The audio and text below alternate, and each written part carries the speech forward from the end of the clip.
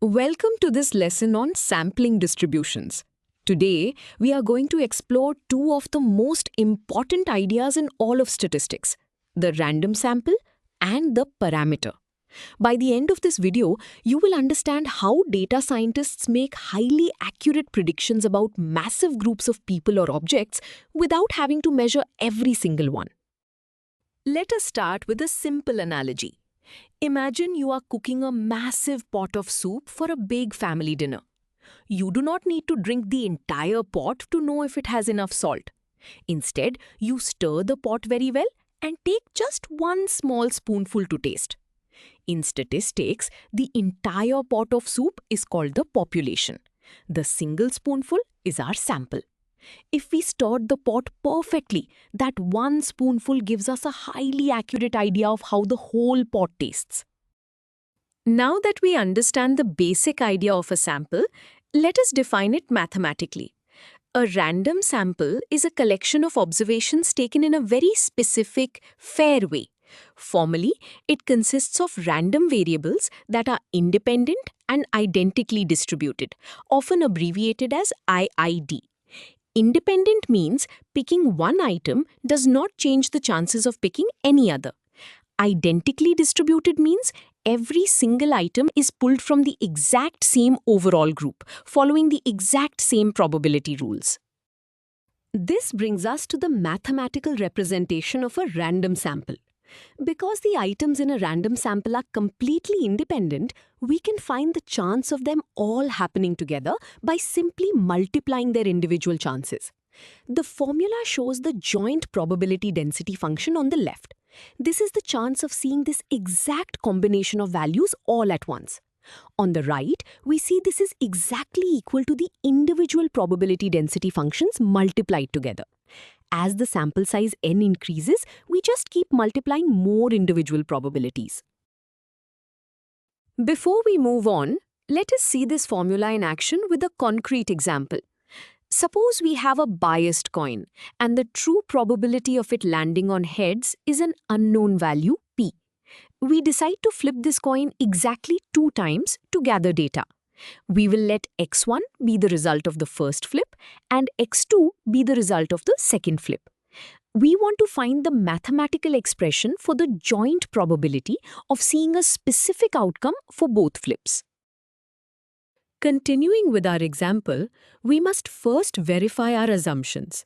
Since we are flipping the same coin in the exact same way, the flips are identically distributed. And since the first flip does not physically affect the coin for the second flip, they are independent. Therefore, our two flips form a random sample of size 2. Applying our joint probability rule, the probability of observing both results at the exact same time is simply the probability of the first flip multiplied by the probability of the second flip. Now we need the probability formula for a single coin flip. We define our variables such that it equals 1 for heads and 0 for tails. The probability of getting heads is p and tails is 1 minus p. We can write this as a single clever equation. If the flip is heads, the exponent makes the formula simplify to just p. If the flip is tails, it simplifies to 1 minus p. This perfectly matches how a coin works. Finally, we substitute our single flip formula into our multiplication rule from earlier. This gives us our final mathematical model for our sample of 2 coin flips. This final expression allows us to plug in any combination of heads and tails to find the exact probability of that specific sample occurring. This perfectly demonstrates how the independent and identically distributed property lets us build complex sample probabilities from simple individual rules. Now that we have used our joint probability formula, let us understand two critical words that sound similar but mean completely different things: parameter and statistic.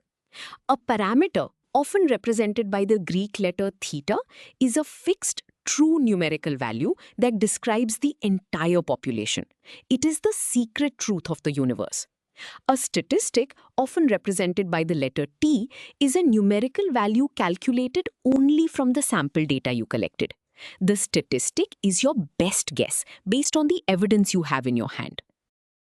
This diagram visually summarizes the fundamental concept of statistical inference.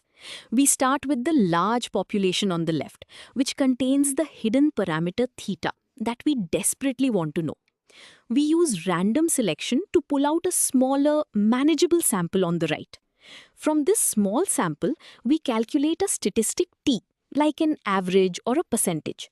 We then use this observable statistic to make an educated guess about the unknown parameter back in the population. To make these concepts clear, we assign mathematical symbols to them. When we are looking for an average, we write that our parameter theta is equal to mu.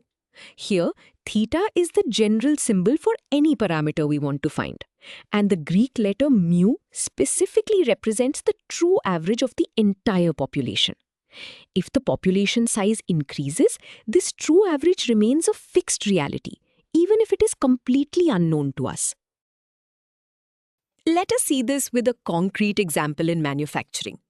A massive factory produces exactly 1 million light bulbs every month. The factory manager wants to know the true average lifespan of all 1 million bulbs. However, testing every single one would destroy the entire inventory.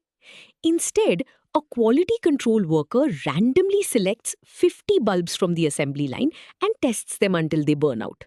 We need to identify the population, the sample, the parameter, and the statistic. Continuing with our scenario, we will carefully break it down using our definitions.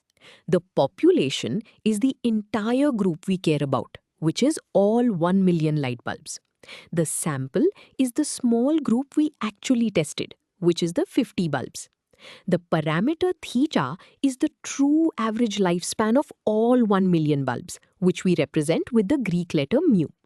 Because testing all bulbs is impossible, this parameter will always be a hidden secret. Finally, the worker calculates that these 50 bulbs lasted an average of 1,200 hours. The statistic T is this average lifespan calculated from the 50 bulbs actually tested, which we represent with the symbol X bar. Unlike the parameter, this statistic is a known, observable number, which is exactly 1,200 hours. The worker will use this statistic as their best possible estimate for the unknown parameter mu. Before we conclude, we must emphasize why the random sample is so crucial. Understanding the difference between a random sample, a parameter, and a statistic is the absolute foundation of all data science. If a sample is not truly random, it becomes biased, meaning it does not accurately represent the population. For example, surveying only gym members about health misrepresents the true population parameter. Without a mathematically fair random sample, all of our calculated statistics would be meaningless guesses. To summarize our lesson, a random sample is a collection of independent data points drawn from the exact same probability distribution. We use this sample to calculate a visible, changing number called a statistic. We then use that statistic to estimate a hidden, fixed number called a parameter, which describes the entire population. Mastering these definitions ensures you understand exactly what statistical formulas are actually trying to achieve.